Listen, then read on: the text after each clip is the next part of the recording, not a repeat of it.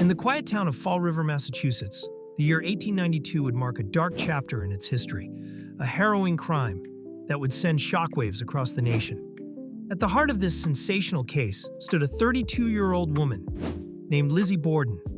But did Lizzie really pick up that infamous axe, forever staining her legacy with blood? On the blistering morning of August 4th, 1892, the Borden household was unexpectedly thrust into chaos.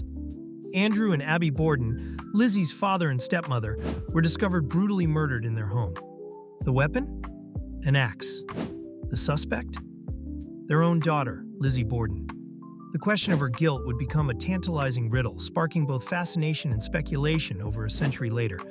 Lizzie Borden was not the typical suspect in a murder case. Raised in relative privilege, she was known for her devotion to social causes and her church in the tight-knit community of Fall River. Yet, her relationship with her father and stepmother was far from harmonious. Tension simmered over matters of inheritance and property, providing a possible motive that investigators pounced upon.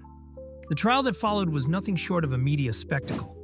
At its core, it asked whether a genteel woman of Lizzie's stature could commit such a heinous act.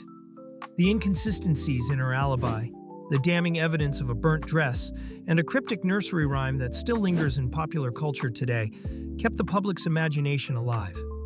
However, the court proceedings revealed a lack of concrete evidence. Key forensic advances we take for granted today were absent at the time.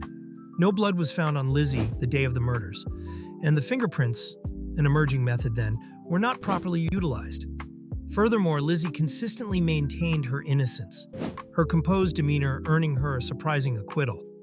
The jury, swayed by societal perceptions, found it difficult to envision a respectable woman wielding an axe with such ferocity.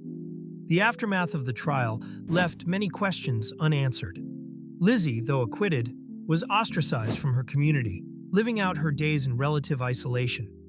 The case, however, continued to thrive in the public consciousness.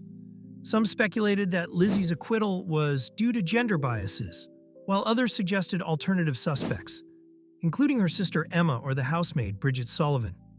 In the years since, Lizzie Borden has remained an enigmatic figure, the details of her story interwoven with myth and speculation. The enduring question of her guilt or innocence keeps historians and crime enthusiasts intrigued, with each theory adding a new layer to this unsolved mystery. So did Lizzie Borden really commit the crime? The evidence may forever remain elusive, hidden deep within the shadows of the past. Nonetheless, her notorious case serves as a compelling reminder of the complexities of human nature and the thin veil between innocence and infamy. As history continues to gaze back at Fall River, we are left to ponder the haunting mystery of Lizzie Borden's axe, a question that may never truly be answered.